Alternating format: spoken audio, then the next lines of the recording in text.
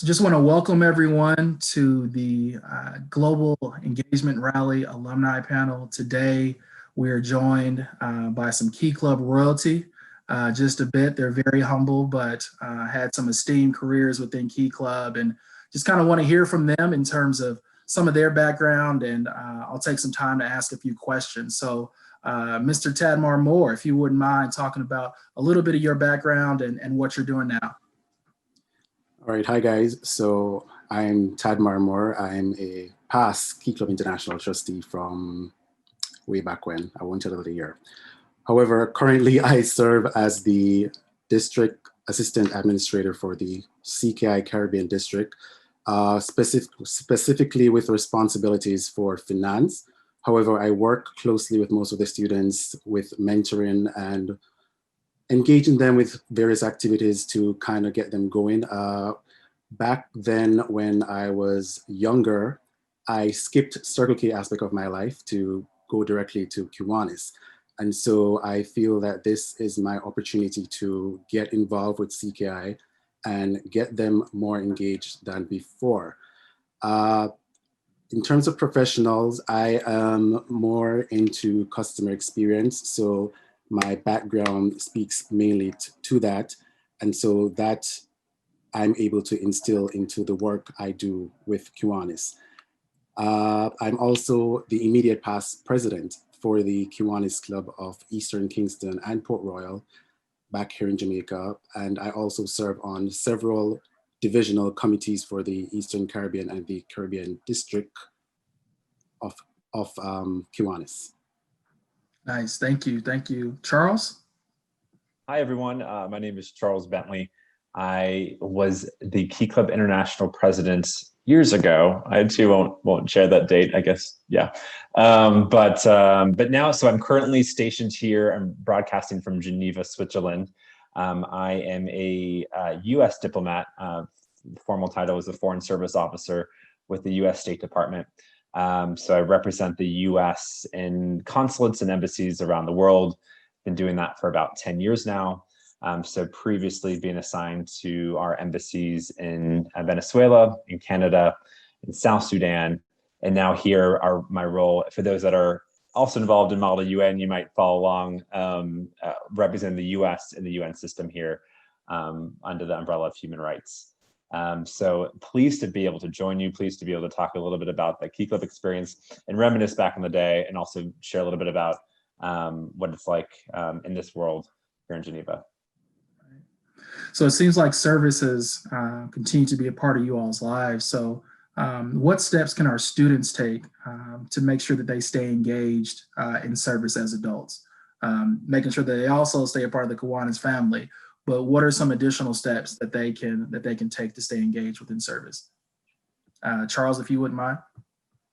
Sure. Well, of course, yeah, I have to get our plug-in for Kiwanis and Circle K, and I'll let Tadmar probably speak a little bit more to that. I think from my angle, the way I pursued it has been kind of twofold. Once I left Key Club and joined, I went to university, and from university, happened to move around to a lot of different cities. And so I found community service and service organizations as an opportunity to kind of meet new people, as you know.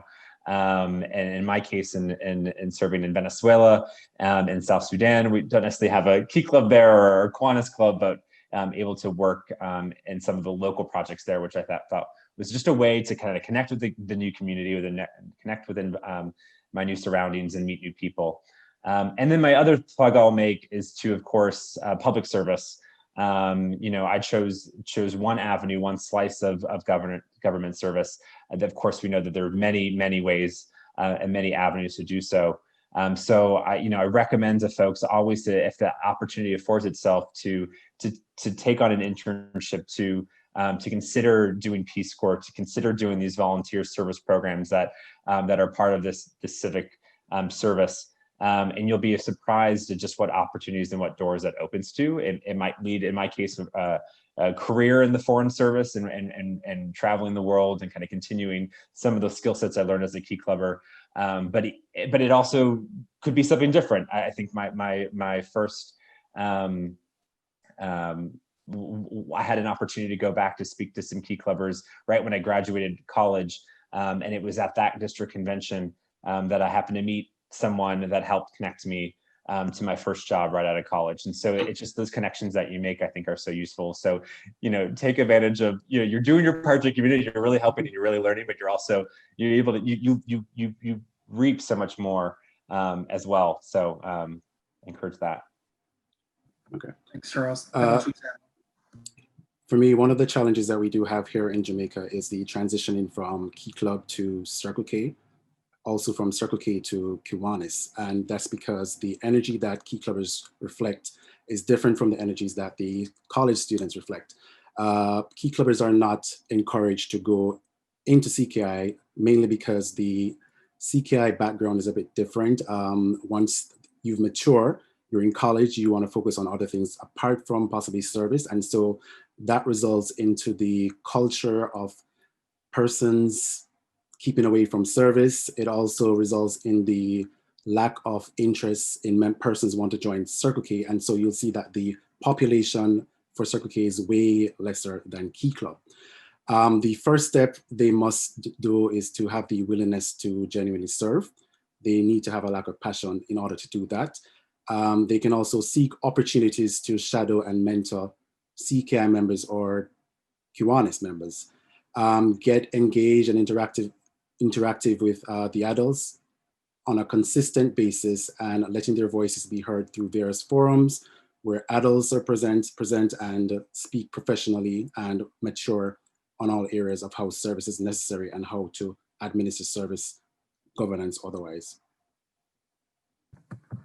So in terms of, I know Tadmar, you're from Jamaica, and Charles, you were a former international president, so certainly the global aspect plays a role. But what were some of those specific ways that you took advantage of Key Club's global reach? Tadmar, if you wouldn't mind. All right, for me, Key Club has always been my go-to motivation outside of home and doing schoolwork. I've always looked forward to various projects and the fellowship that myself and my team would execute continuously to get those in need smiling and in a more happier place. As a past Key Club International Trustee, the opportunities have been phenomenal. From learning about the districts I've worked with to sharing ideas and bringing the Jamaican culture, which many are very invested in. I've also looked forward to attending the various district and international conventions on a year-to-year basis, as it gave me the ability to learn more, to be more diverse in my thinking and rationally as a young leader then. Being able to return back home in Jamaica and share those particular experiences have been super rewarding, especially for my club members and for members of the district I served in, mainly because they were not privy to those opportunities, and hearing about the diversity that Key Club brought was heartwarming for them. I've also looked up to many Kiwanians for mentorship and for encouragement.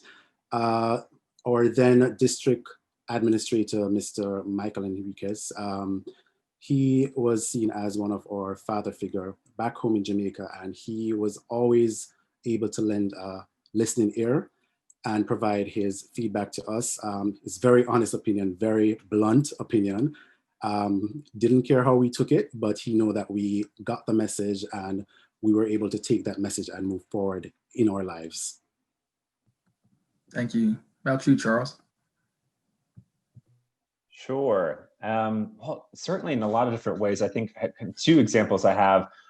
One would be from, I think, my first exposure even to Key Club when I first got started as a freshman in high school, and I joined a district lock-in that was focused on UNICEF and helping a fundraiser for UNICEF at the time. And so that was kind of my first exposure just to, oh, there's a world beyond this little club that I'm in, even within my own city. I found quite unique. Learning what a lieutenant governor was for the first time. I had never even heard what the heck that was until sitting, and then lo and behold, about later in that year, I ran for lieutenant governor. But then watching that progression, I think for the, UNICEF and looking at, this is just one specific example, right? But watching that that program build over the years and through the positions I held, culminating in when I was international president, I had the really remarkable opportunity to travel to Kenya, and a program called Kicking AIDS Out of Kenya, which was at that point kind of a staple project we had done with UNICEF, the HIV/AIDS program, utilized soccer and HIV awareness to promote testing among young women, and just kind of watching that from start to finish, from how this one project kind of grew from my first kind of just signing up, right, in my local club, to kind of being, wow, I'm very far from home right now. And I'm experienced kind of, the impact of all those nickels and dimes that have been saved up by key clubbers around the world was a remarkable experience. And then my second story, I just have to throw in because it kind of caught me for a loop. Just to give you a sense of the global reach, was I was at the UN this past year in New York, and again, those that do model UN will know what I'm talking about, negotiating a resolution on human rights. And I look across the way, and so I'm representing the United States, and I look across the way, and I was like, from another delegate from another country, and I was like, I know that person, and lo and behold, it was immediate. Figured it out. It was another key clubber who was a governor the year that I was on the international board. And so just able to have that moment and realize, hey, how far we've come in the 10, 15 years that it's been, that it was remarkable to see. And so to watch, her grow into being such a powerful voice for her country, and be able to negotiate and work on these issues together was kind of a fun thing to kind of see full circle. And I can only imagine more opportunities in the future. Nice. And I think that kind of curtails into my next question, which is kind of a fun one, but what would you say was one of your biggest highlights during your time within Key Club? Charles, if you wouldn't mind. Sure. Well, okay. So aside from going to Africa was pretty darn cool. So we'll just kind of leave that, that's a kind of in its own little realm of itself. And just seeing that experience kind of, from the ground up into to on the ground impact. But for me, it was just, it kind of, Key Club was my life, right? It was such a huge part of my life, and it continued to be well after, met some of my closest friends. I learned from some of the most inspiring faculty and Kiwanis advisors. I recited some of the most obnoxious but fun chants and cheers that, like, the loudest decimal known to mankind at some of these conventions, and really just came into my own. And so I think on a whole, watching that progression, if I look back now and see kind of, how timid and shy I was in the beginning, and not knowing, what this high school experience would be and beyond, and seeing that kind of progression, was kind of an overall highlight. And then, yeah, I think been afforded since then the opportunity to continue with some of those partnerships I've made as a Key Clubber with UNICEF, with March of Dimes, and seeing some of the impact that they've had on the field has been quite unique. Thank you. Tadmar?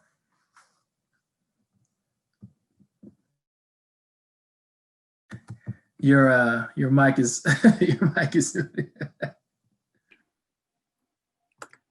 For me, the highlight of my Key Club career was the ability to go out into the field and to get hands-on into the work that we do as service leaders.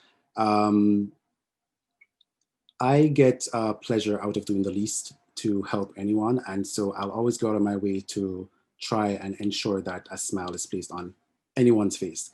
I try to ensure that the impact is reached in a way that whatever it is that I do, it's transferable to other persons that I may have impact. They are able to transfer it to someone else. And so it becomes a chain factor. Fellowship-wise, I've enjoyed all of my work with others. It has been a long road. It's not the easiest for most persons, but as Charles said, Key Club has been the life of many. Key Club has helped many to recover from several faults that they may have in their life. And so we always look forward to doing something as a key clubber. So, sort of wrap up, what I know we've talked about, some of the highlights and the things that you are all doing now, and something that I've really emphasized with the leaders that I've worked with is recognizing what those transferable skills were as a key club member. For you all, what were some of those skills that you've seen sort of transition into your time after Key Club and even within your careers now? Charles, if you would. Okay. Sure, I'll highlight three. I think first is just knowing how to build an agenda and run a meeting. You will be surprised how useful that skill set is. You can always spot a former key clubber in the way they run a meeting. It is incredibly effective, useful skill set that you'd be surprised how few in the adult world know how to do that correctly. And so I'm very thankful for that, first and foremost. Second is just even project management. And you look at, if you're able to run a food drive or a car wash or plan a district convention, you are able to develop and execute a plan that will surely come to use. And that skill will not only be attractive to college admissions, but it will help you down the line for your job prospects and just adult life, I suppose. And then third, I would say is just communication skills, right? So just feeling comfortable to know when to speak and how to speak, no matter the audience. And it doesn't have to be a packed convention of 4,000 people, or it can be a Zoom call nowadays. It doesn't matter, but just being able to effectively do that. And then also just knowing when to step back or pass the mic and to listen and to engage. That's the other side of the coin of communication that we often forget. And so I think, anyways, those particular three things were useful that I think start to develop in Key Club and have certainly continued to try to grow nowadays. Tadmar? For me, again, there's a lot of credit that I can actually give to the organization, most of which were valuable to my growth and have helped me on a long way of being a successful leader. Some of the skills I would probably highlight would be leadership, human resource, project development and management, executing planning of events, coordinating meetings, which are just a few, because since high school till now, I have been super active and engaged. And it also brought out a lot of additional skills like marketing. I was never a public speaker. I still hate public speaking, but it has enhanced my public speaking skills, helped me to be more creative, more organized, manage time well, adapt to different cultures, and all of which are things that I do integrate now in my day-to-day way of living, especially with the job that I do, dealing with different cultures on a day-to-day basis.